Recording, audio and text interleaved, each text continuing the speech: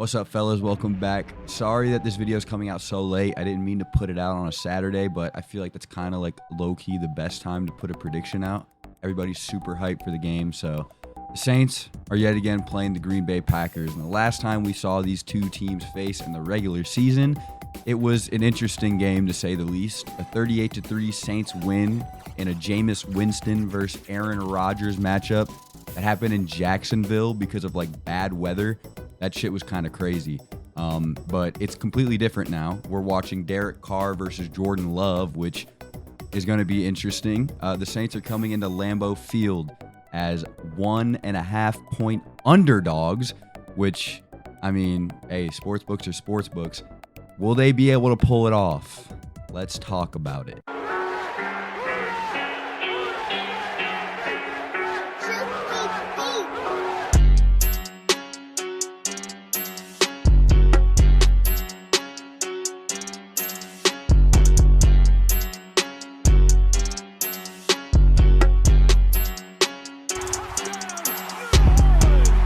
The New Orleans Saints are a team so far this season with an offense that's seemingly underperforming, with only 18 points per game averaged through the first two games. Anyone can tell you that they're not living up to the hype that they had coming into this season. Of course, when Alvin Kamara is suspended for the first 3 weeks, you see a lot of offensive dynamic going down the drain, just fading away. But with Michael Thomas, Rashid Shaheed, and of course Chris Olave, the offense should have no problem putting up somewhere in the ballpark of 25 points per game. A lot of this is due to the Derek Carr conundrum.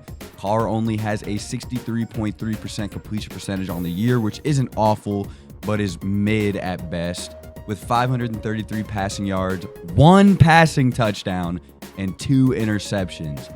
This is something that not a lot of people expected, and facing a Packers defense that hasn't been bowing easy is going to be a tough challenge. I don't think the Packers have the best defense in the league, but it's probably top 20, somewhere around like the 16th range of things. The ground game is going to be essential for the Saints in this game. Last week against the Falcons, Bijan Robinson had an absolute field day, picking up 172 yards from scrimmage. They also allowed 87 more yards on the ground to Tyler Algier and Desmond Ridder.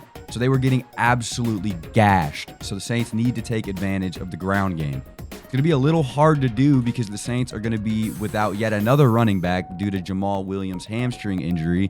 So we're going to need to use Taysom Hill just as much, if not more, than we used him last week.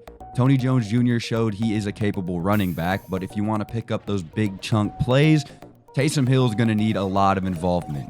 He's one of those players that most teams just don't have an answer for. And the Green Bay Packers, after seeing how they handled Bijan Robinson, Desmond Ridder, and Tyler Algier, I don't think they have what it takes to stop Taysom. So we're going to need to make sure he's used a lot. The Packers have had seemingly a reverse offensive performance to start this season.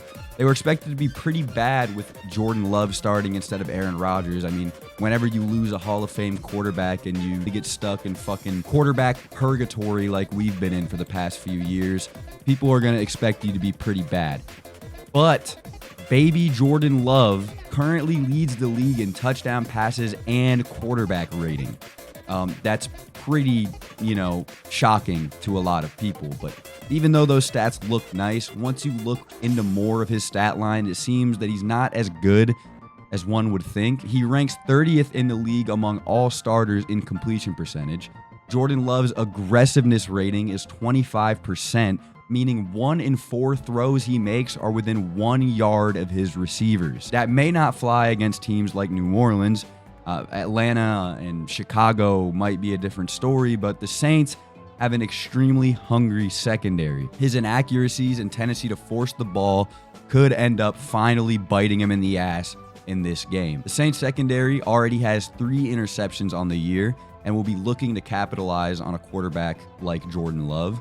But with the suspension of Marcus May, it may be a little harder on them. I like the Saints in this game a lot, especially considered that Aaron Jones and Christian Watson are both extremely close calls for Sunday's game. I think if Derek Carr plays with any level of competency, the Saints defense will bring it home like it has in week 1 and 2. Past 2 weeks that we've played, the New Orleans Saints defense has been absolutely locked down. They're riding a 10-game streak on holding opposing offenses to less than 20 points a game.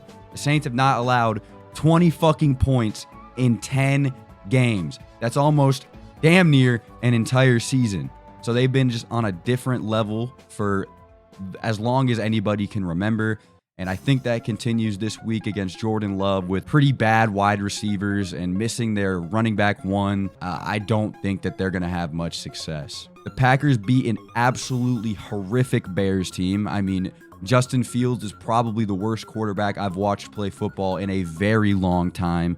And trust me, I have experience watching bad quarterbacks, bro. I sat through, I don't even know how many games of Andy Dalton, Trevor Siemian, Taysom Hill, and Jameis Winston absolutely wanting to blow my fucking brains out. It was probably the worst shit I have ever seen. After they beat that dog shit Bears team, they blew a 24-12 lead to Desmond Ridder and the Atlanta Falcons. When you hear blown lead in the Atlanta Falcons, you think it's the other way around, but they were able to break that curse and come back on the Green Bay Packers. This week is where we find out how good the Saints actually are.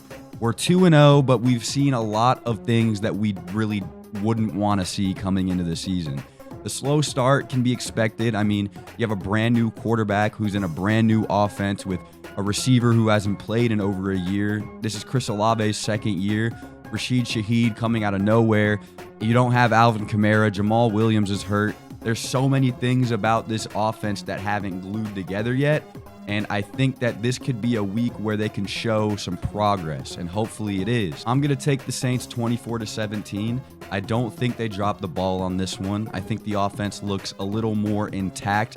I think the defense has a pretty good day against Jordan Love without his number one running back. I just think that we're finally going to be able to see a team that's a little more put together than what we've seen in week 1 and week 2. And I pray to God that's actually the case. Let me know down in the comment section what you guys feel about this game, if you're going to take the Saints or not. If I was a betting man, I mean, the Saints are underdogs. I would probably take them. But go ahead and do what you want to do, man. You didn't hear that from me. But yeah, fellas, I got the Saints in this one. Let me know down in the comment section below how you feel about it. Derek Carr, you better fucking show up this week and actually look like you belong, because I can't take the slow starts anymore. Thank you guys so much for watching, and I will see you boys in the next one. Adios. Zero gravity falling.